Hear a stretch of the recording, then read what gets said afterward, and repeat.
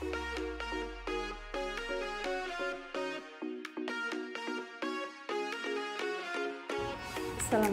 warahmatullahi wabarakatuh. Nama saya Meria Susanti, NPM 24710018. Izinkan saya menyampaikan tugas mata kuliah perilaku organisasi dengan topik kepemimpinan dalam organisasi. Latar belakang masalah, kepemimpinan adalah proses mempengaruhi atau memberi contoh oleh pemimpin kepada bawahannya dalam upaya mencapai tujuan organisasi.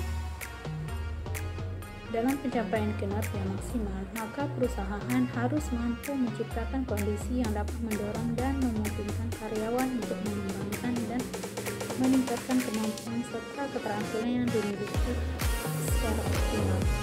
Pemimpin adalah kekuatan semangat kemampuan yang dimiliki seseorang yang dapat mempengaruhi orang lain yang mengikuti hasil pemikiran atau mengerjakan apa yang diharapkan bagaimana yang telah ditentukan.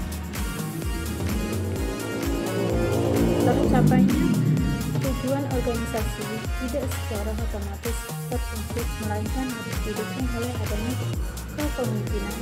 Oleh karena itu, agar setiap organisasi dapat efektif dalam arti mampu mencapai tujuan yang telah ditetapkan, maka setiap tujuan yang ingin dicapai perlu disesuaikan dengan keadaan organisasi serta memungkinkan para bawahan untuk bekerja sama. Teori kepemimpinan organisasi. Pengertian kepemimpinan. Pemimpin dalam bahasa Inggris disebut leadership, dalam bahasa Arab disebut ziana atau imam. Dalam terminologi dikemukakan Marifal dan Hamzah, kepemimpinan adalah menyangkut dalam menstimulasi, memobilisasi, mengarahkan, mengkoordinasi motif-motif dan kesetiaan orang-orang yang relatif dalam usaha bersama.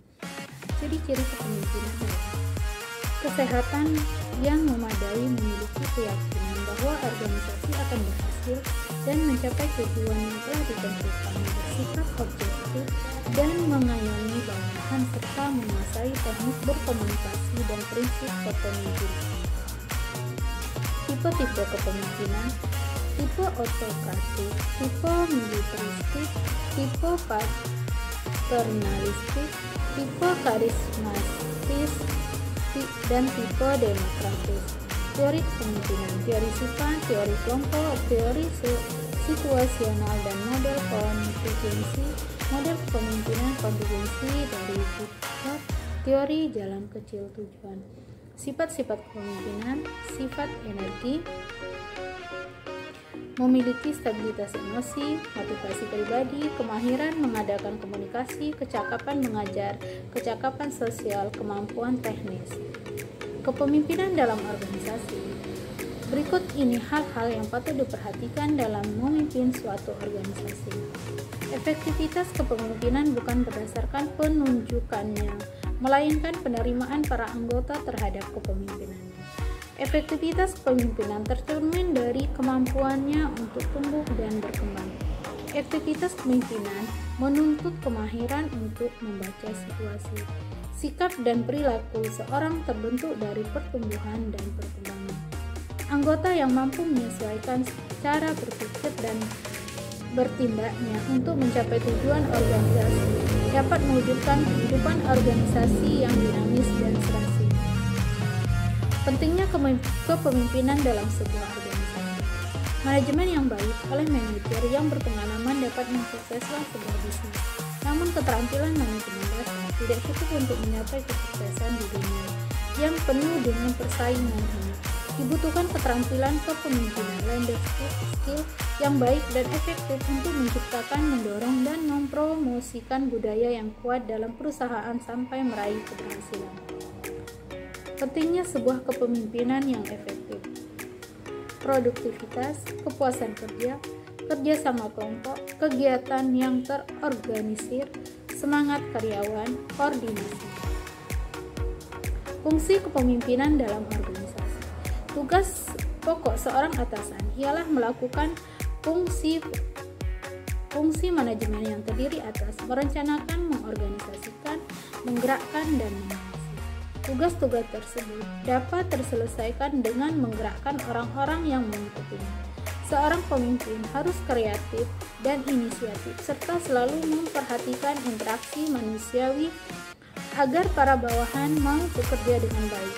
Berikut tugas-tugas rinci seorang pemimpin organisasi. Pengambilan keputusan, menetapkan sasaran, dan menyusun kebijaksanaan, mengorganisasikan dan menempatkan pekerjaan, mengkoordinasikan kegiatan-kegiatan baik secara vertikal maupun secara horizontal, serta memimpin dan mengawasi pelaksanaan pekerjaan.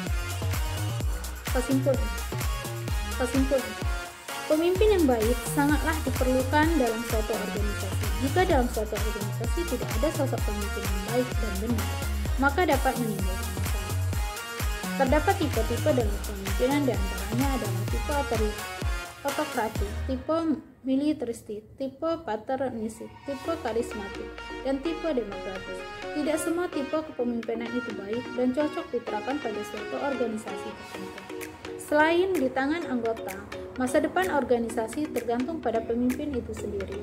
Dengan begitu, maka dapat memajukan organisasi tersebut. Pemimpin yang baik akan menjadi contoh bagi para anggotanya. Selain itu, peran kepemimpinan sangat mendukung tercapainya keberhasilan suatu organisasi.